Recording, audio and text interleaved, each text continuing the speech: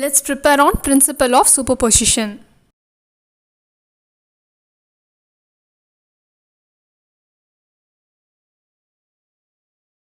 So now we are going to see about some important theorems and laws that has to be known in the structural analysis. Okay.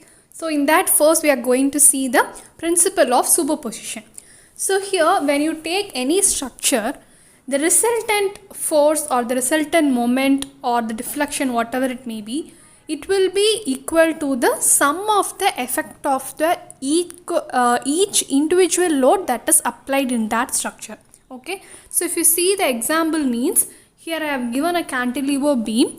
At the end a load is also applied, a moment is also applied. Okay, so if this is the case means we have several methods to find the moment or deflection there. Okay, so you can use slope deflection method, moment distribution method, many methods are there. Okay, but before going into that methods, there is a simple concept to be applied here so that you can directly find the answer.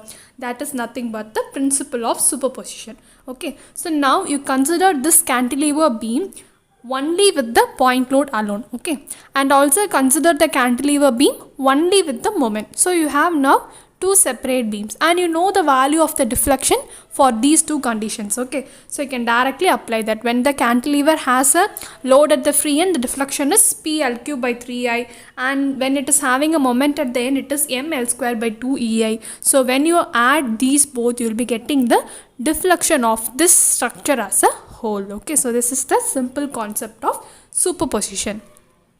The next thing we are going to see is Betti's law. Okay, so this is also very important. So here structure is simply, suppose the structure is given and two loads are applied. Okay, so and at P and at Q it is applied. So when the load is applied at P, due to that load there will be a deflection at the point Q. Okay, so you have to name it as del P only. Okay, and due to the point load Q, there will be a deflection in the point load P. So that is del Q. Okay, so if this is the case means the virtual work done by the force P and the virtual work done by the force Q will be equal.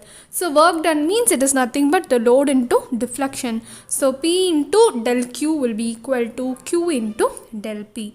The same thing is also same for the moment also. So if the M1, M2 two moments are applied and their rotations are acting at the point that is, and the alternative points means here M2 and here theta 2. Okay, so if that is the case means M1 theta 2 is equal to M2 theta 1. So this is very important. So this is what about this Betti's law.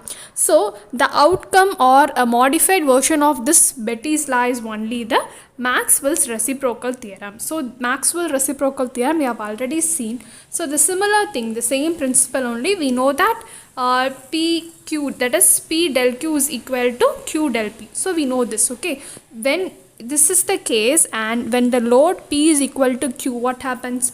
P and Q will be cancelled because they are equal. So if that is the case means del P will be equal to del Q. So this also you can apply in some objective questions because they may give you a load at P and they will be asking the deflection here. Okay, and they will be giving a load at Q and they will be asking the deflection at point P. When these both loads are equal, you can directly say that the deflection is also equal like that. So this is the Maxwell's reciprocal theorem. Thank you and keep watching for the next lecture on plastic theory.